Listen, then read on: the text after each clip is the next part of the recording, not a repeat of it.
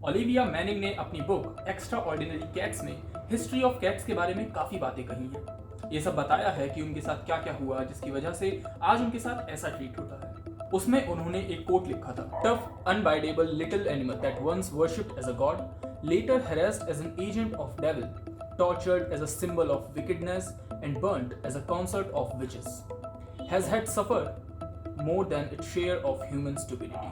इसमें वो ये बता रही हैं कि बिल्लियां एक ऐसा मूक जानवर है जिन्हें एक बार तो भगवान की तरह पूजा गया था, फिर शैतान का चेला, चुड़ैल का भतीजा और पता नहीं क्या क्या बोल के उसे जलाया गया, मारा गया।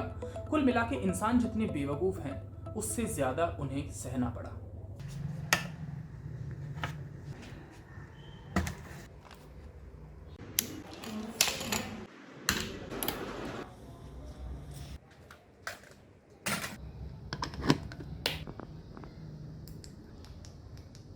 हे गाइस, टॉपिक और थंबनेल को देखकर साफ समझ आ रहा होगा आज हम किस बारे में बात करेंगे। कैट्स, बिल्लियां, पिलौटी, बिड़ाल, किटी, किटन, पुसी। मैं बचपन में कार्टून्स बहुत देखता था, Zig and Sharko, Richie Rich, Hannah Montana, not that one.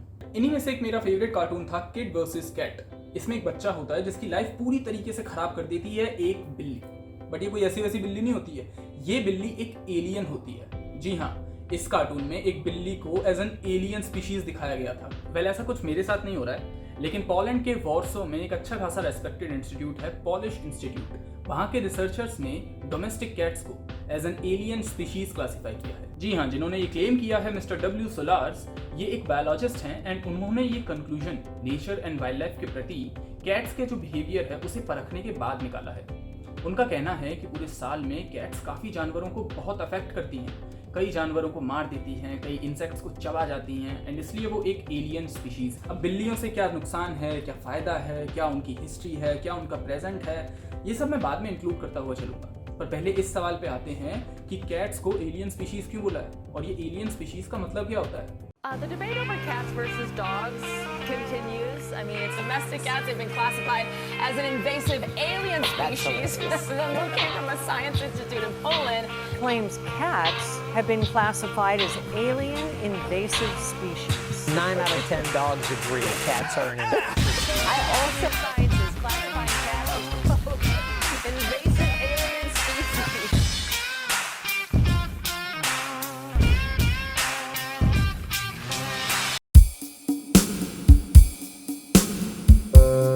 Okay, I know alien word सुनते ही क्या समझ में आता है, कैट्स स्पेस से आई हैं क्या, या उन्हें किसी और प्लेनेट से लाया गया है। Not that actually. Invasive alien species का मतलब है ऐसी स्पीशीज जो एक पर्टिकुलर जगह बिलोंग नहीं करती है, उसे वहां लाया जाता है ट्रेड करके। लेकिन जब वो स्पीशीज उस पर्टिकुलर जगह आती है तो वहाँ की वाइल्ड लाइफ को, वहाँ के एनवायरमेंट को काफी नुकसान पहुंचाती है। हाँ, तो भाई कैट्स कैसे हुई इन्वेजिव एलियन स्पीशीज? भाई पोलिश इंस्टीट्यूट कहना चाहता है कि करीब 10,000 सालों पहले कैट्स केवल मिडल ईस्ट इजिप्ट में ही पाई जाती थी। अब वहाँ से ये वर्ल्ड के अलग अलग रीजन्स में गई, तो टेक्निकली पोलैंड भी वहीं से आए एंड पोलैंड में इन्होंने बहुत ज़्यादा हार्म किया है नेचर को। पोलैंड में डोमेस्टिक कैट्स ने बर्ड्स, फिशेस एंड इंसेक्ट्स की पॉपुलेशन को मार मार के बहुत कम कर दिया है। But don't you think this is just cats being cats? Well, इस पॉइंट पर इंटरनेट पर लोगों ने उन्हें काफ़ी क्रिटिसाइज भी किया कि भाई ऐसे तो इंसान भी कितना कचरा फैलाते हैं, पॉल्यूशन करते हैं, नेचर को हार्म करते हैं, तो क्या हम भी एलियन स्पीशीज हो गए? तो इस बात पर काउंटर करते हुए उस बायोलॉजिस्ट ने ये कहा कि पोलैंड में सालाना 140 मिलियन बर्ड्स को कैट्स मार देती हैं। एंड ये रिसर्च किसी भी तरीके की हेट फैलाने के लिए नहीं किया कैट्स के खिलाफ, बल्कि ये रिसर्च तो यूरोपियन यूनियन की गाइडलाइंस को फॉलो करती है कि भाई जो भी स्पीशीज बाहर से आई है और नुकसान पहुंचा रही है नेचर को, तो एलियन स्पीशीज है। वहीं दूसरी तरफ कई स्टडीज ये बताती हैं कि बर्ड्स की पॉपुलेशन कम होने का रीजन कैट्स तो ना के बराबर है। वर्ल्ड वॉच इंस्टीट्यूट एंड कई एनवायरमेंटल रिसर्च ग्रुप्स बताते हैं कि बर्ड्स के कम होने के रीजंस हैं उनकी नेचुरल हैबिटेट का लॉस होना, डिफॉरेस्टेशन होना, पेड़ कट के malls, buildings and telephone towers लगाना एंड उसकी जगह नए पेड़ भी ना लगाना। So yes, technically we humans are responsible for it. अब ऐसा नहीं है कि केवल कैट्स को ही ये टैग मिला है, एलियन स्पीशीज कोई भी स्पीशीज हो सकती है। अब मान लो एक पर्टिकुलर रीजन में हमने कोई एक प्लांट लगाया एंड वो दूसरे प्लांट्स को मार कर खुद बहुत ज़्यादा ग्रो हो रहा है, या फिर कोई एक बर्ड है जो बाहर से माइग्रेट करके एक पर्टिकुलर रीजन में आई एंड वहाँ पे जो उससे कमज़ोर बर्ड्स थी उनके घोंसले हड़प के उन्हें ख़त्म कर रही है, या कोई भी और living being. Even Polish institute की लाइब्रेरी में ही कैट्स के अलावा 1786 अदर स्पीशीज के नाम हैं जिनको IAS का टैग मिला हुआ है। कैट्स तो 1787th IAS यानी इन्वेसिव एलियन स्पीशीज हैं। इतिहास की एक बुरी आदत है कि वो दोहराता जरूर है, और जैसे कि मैंने वीडियो के स्टार्टिंग में कहा था कि पुराने समय से ही कैट्स को बहुत बुरी तरह ट्रीट किया गया है। कभी उन्हें डिसोन कर देना, कभी जला देना, कभी मार देना। बट पता है बिल्लियों का हमेशा ऐसा हाल नहीं था। काफी समय पहले उन्हें भगवान माना जाता था, उनकी पूजा की जाती थी। इवन आज भी कई रीजन्स में उनको गुड लक और फॉर्च्यून का सिंबल मानते हैं। खैर अलग अलग रीजन्स में उनका क्या हाल था या क्या हाल है ये बाद में बात करेंगे, बट पहले ये समझते हैं कि कैट्स की हिस्ट्री क्या है। बिल्लियों का बुरा टाइम तब शुरू हुआ जब क्रिश्चियनिटी का एक्सपेंशन होने लगा।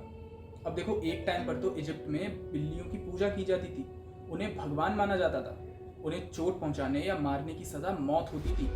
ब्लैक कैट्स को गुड लक का सिंबल और बाकी की कैट्स को पावर और स्ट्रेंथ का सिंबल माना जाता था because of their hunting skills and abilities. And आपको पता है डोमेस्टिक कैट्स जिनको एलियन स्पीशीज बोला गया है, इनका closest ancestor African wild cat को माना जाता है। ये वही है जिसको इजिप्शियन कल्चर में माओ बुलाया जाता था और इसकी पूजा भी की जाती थी। अब जैसे ही क्रिश्चियनिटी का एक्सपेंशन हुआ तो जो पुराने रिलीजन्स चले आ रहे थे उनके साथ छेड़छाड़ होने लगी। इजिप्शियन देवी देवताओं की कुछ कल्पनाएं उन्होंने वर्जिन मैरी से भी रिलेट करी और मानते हैं कि जब मैरी ने जीसस को जन्म दिया था तब एक बिल्ली ने एक किटन को भी जन्म दिया था।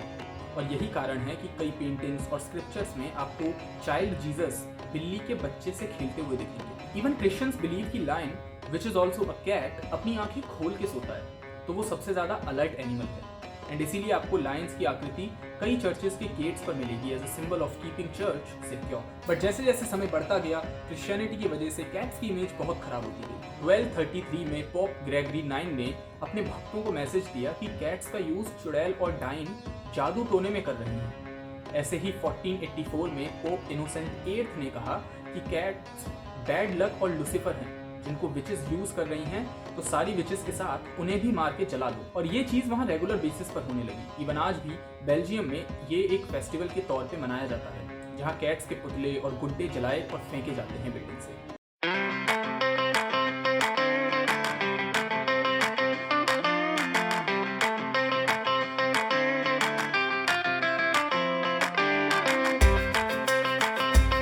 तो भाई अब सवाल ये उठता है कि कैट्स से इतनी नफरत है क्यों भाई? जहाँ तक मैंने नोटिस किया है कैट्स का नेचर काफी डिस्ट्रक्टिव होता है।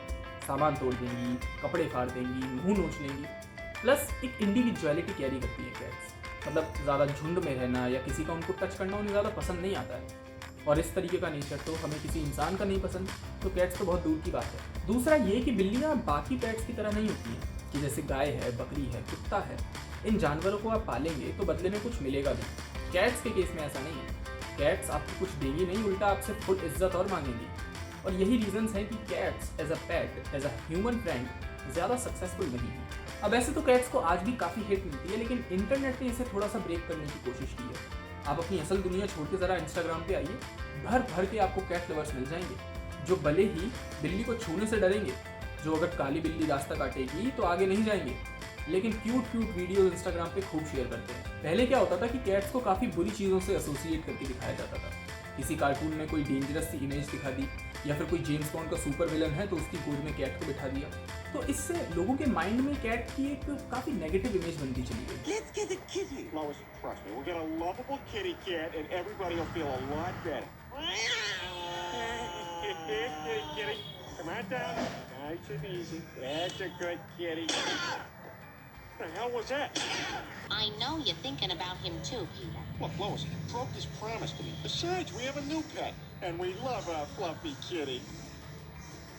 बट थैंकफुली इंटरनेट एरा ने इस ट्रेडिशन को थोड़ा ब्रेक किया है, and people specially youth nowadays not only love cats but all animals. हाँ, लेकिन बिल्ली रास्ता काटेगी तो आगे नहीं जाना है, घर से निकलते टाइम अगर काली बिल्ली दिख गई तो अपशगुन है, ये चीज़ें भी लोकल लेवल पे क्रिएट हो जाती हैं which is not really good for us. अब ये सब सुन के आपके दिमाग में एक सवाल आएगा कि यार कैट्स इतने छोटे, इतने क्यूट क्रिएचर्स हैं, हाँ एट टाइम्स एग्रेसिव हो जाते हैं, लेकिन क्या उन्हें हमेशा से इतनी ही नफरत मिली है? So the answer is no. जैसे कि मैंने आपको इजिप्ट की हिस्ट्री बताई, सेम दुनिया के अलग अलग रीजन्स में कैट को अलग अलग तरह से देखा जाता है। जैसे कि चाइना में एक यिन एंड यांग सिंबल होता है। ये यिन और यांग नाड़ियां दुनिया की सबसे पुरानी मार्शल आर्ट टेक्निक जो कि खुद भगवान शिव ने इजाद की थी, दैट इज कलरीपयट्टू, उसमें भी होती। यांग का मतलब positivity, brightness and good luck होता है एंड यिन सिंबलाइज करता है बैड लक और मिसफॉर्चून। एंड चाइना में कैट्स को यिन से ही एसोसिएट किया जाता है। वहीं दूसरी ओर जापानीज कल्चर या इस्लामिक कल्चर में कैट्स को एक पॉजिटिव क्रिएचर माना जाता है। मुस्लिम्स का मानना है कि कैट्स को अल्लाह ने भेजा है इंसानों की हेल्प करने के लिए। वहीं अफ्रीकन मानते हैं कि कैट्स उन्हें रात में खतरों से बचाती है, जैसे कि सांप, बिच्छू या कीड़े मकोड़े। दुनिया के सबसे पुराने और सबसे बड़े रिलीजन हिंदुइज्म में भी कैट्स को गॉडेस ऑफ फर्टिलिटी का दर्जा मिलता है। षष्ठी देवी माँ जो कि गॉडेस ऑफ बर्थ हैं, उनकी सवारी भी एक बिल्ली है। इन सब बातों से साफ जाहिर होता है कि कैट्स को कहीं अच्छा तो कहीं बुरा, कहीं पहले भगवान और फिर अपशगुन, कहीं पहले गुड लक और फिर विच क्राफ्टिंग करने का एक साधन माना गया है। और अगर आपने वो कोट ध्यान से सुना था जो मैंने वीडियो के स्टार्टिंग में डाला था, तो आपको एहसास होगा कि ऑथर ने कितनी कम लाइनों में कितने सुंदर तरीके से ये सारी बातें उस कोट में कह दी थी।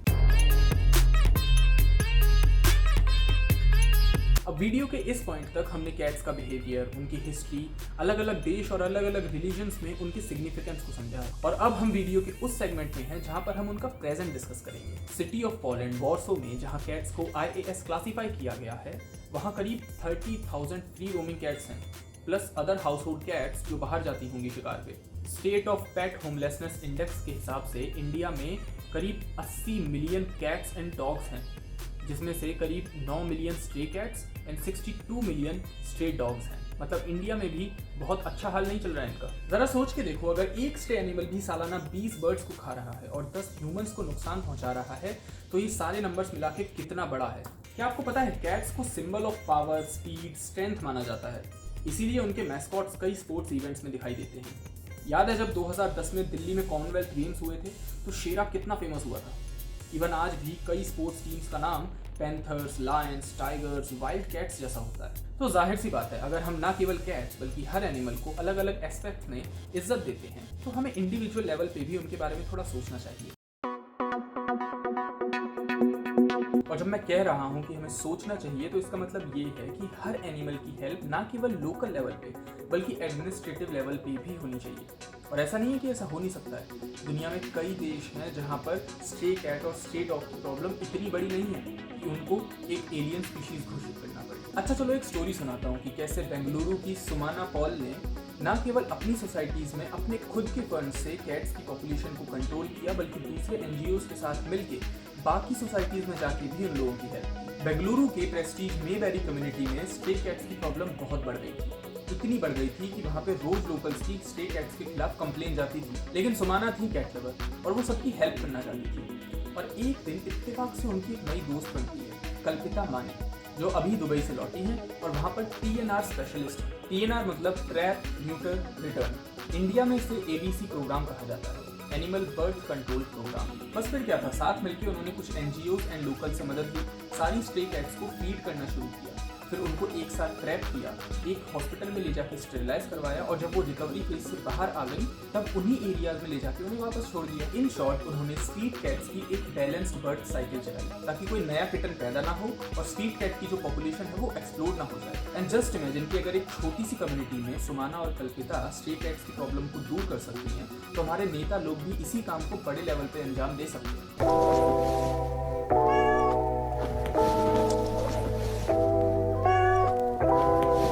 अब इतनी इन्फॉर्मेशन लेने के बाद सवाल आएगा, यार do we actually need cats? Cats की जरूरत भी है हमें? Why cats are even in the society? Just to be cute and give likes on Instagram? No. Look, everything in the nature exists when it has a balance. Nothing should be in larger amount, nothing should be in less. Nature तो ब्रह्मा जी ने इसी तरह बनाया है कि हर चीज balance में रहे। For example insects, birds, lizards, rats, इन सबका बैलेंस मेंटेन करती हैं कैट्स। नहीं तो कोई बोल सकता है कि भाई जरूरत क्या है उनकी, चाइना और रशिया की तरह उठाओ और मार दो सारे स्ट्रीट एनिमल्स को, अपने आप आ जाएंगे कंट्रोल में। But that will affect us in many ways. And ऐसा हुआ था पहले भी इतिहास में। नतीजा कि जहाँ जहाँ इस तरीके के रिचुअल्स हुए कि कैट्स को ढूंढो और मारो, वहाँ पे बुरी तरह रैट प्लेग फैला था। एंड रिसर्चर्स का मानना है कि उन जगहों पे बिल्लियों की बहुत कमी हो गई, तो चूहे ज्यादा बढ़ गए और चूहों से प्लेग फैला था। एंड क्या आपको पता है कि आज से 8000 साल पहले कैट्स के डोमेस्टिकेशन की शुरुआत भी ऐसे ही हुई थी किसानों को अपना खेत चिड़िया और चूहों से बचाना था और इसमें कैट्स उनकी हेल्प करती थी। अब देखो, इस चीज को समझा जाए तो नेचर में बैलेंस तो ऑलरेडी क्रिएटेड है। अब वो तो इंसानों की बेवकूफ़ी है जो वो अपने आप को भगवान समझते हैं और इस तरीके का इम्बैलेंस क्रिएट करते हैं नेचर के लॉस के साथ खेल के। एंड उसमें होता क्या है कि किसी एक स्पीशीज को नुकसान होता है, कोई एक स्पीशीज ज्यादा हो जाती है, कोई कम हो जाती है, या फिर कोई नई बीमारी पनपने लगती है। खैर, ये थी पूरी कहानी कैट्स के इतिहास से लेकर उनके प्रेजेंट तक की। आई एम प्रीटी श्योर कि ये वीडियो आपको वीडियो कम और कैट्स के ऊपर डॉक्यूमेंट्री ज़्यादा लगी होगी, बट एक्चुअली इस चैनल का मोटिव यही है कि कम से कम टाइम में ज़्यादा से ज़्यादा अच्छा डिस्कशन आपके साथ हो, जिससे आप भी कुछ सीख लें और मैं भी कुछ सीख लूँ। खैर, अगर आप चाहते हैं कि आपकी फैमिली में, आपके दोस्तों में, आपके भाई बहनों में कोई कुछ सीख ले, तो उनको ये वीडियो ज़रूर शेयर कीजिए एंड लाइक करिए इस वीडियो को, ताकि यूट्यूब अंकल को पता चले कि इतना अच्छा चैनल एग्जिस्ट करता है यूट्यूब पे एंड मेरी मेहनत भी सफल हो जाए। So that's it for today guys. Description में कुछ आर्टिकल्स की लिंक्स हैं जो आप चाहें तो पढ़ सकते हैं अपनी नॉलेज एनहेंस करने के लिए, and I definitely see you next. Till then, wow. And when I am saying कि हम कुछ नौकरानी हो ना इस घर की, सुबह से शाम तक भागती रहती हूँ। तुमसे शादी करके किस्मत खुल गई है मेरी। Sir I love your videos sir, लेकिन आप ये इतना लेट वीडियोस क्यों डालते हैं? मींस एक वीडियो में इतना gap. You know, great videos come from great thinking. मैं अपने टॉपिक को फील करने लगता हूँ, like I become a part of it. जब तक मैं अपने टॉपिक का हिस्सा नहीं बन जाता, मुझे मजा ही नहीं आता है। So what I do is I get connected to my topic like fully, like completely. Okay, समझ गई। लेकिन सर, वीडियो तो आपने किसान प्रोटेस्ट पर भी बनाई थी और मेजर स्कैम्स ऑफ इंडिया पर भी, तो इसका मतलब आप उसका भी पार्ट नहीं है। कैट्स आपको देंगी कुछ नहीं, बस यार बिल्लियों की वीडियो है, कुत्ते क्यों भौंक रहे हैं। सर, एक मेरा सवाल। इतने यूट्यूबर्स हैं आजकल, आप ऐसा क्या करते हैं अपने वीडियो में स्टैंड आउट करने के लिए? अच्छा क्वेश्चन है। यू नो, आजकल इंटरनेट के ज़माने में लोग जल्दी ऑफेंड होना सीख गए हैं, तो मैं क्या करता हूँ कि मैं अपनी वीडियो को टाइम देता हूँ और ऐसे पॉइंट्स रखने की कोशिश करता हूँ जिससे कोई ऑफेंड ना हो। बट सर, 10-15 व्यूज़ आते हैं आपके, वो भी दोस्त और रिलेटिव्स होंगे, तो ऑफेंड हो जाने की टेंशन आप क्यों लेते हो? अरे अंदर किसने भेजा यार? क्या है?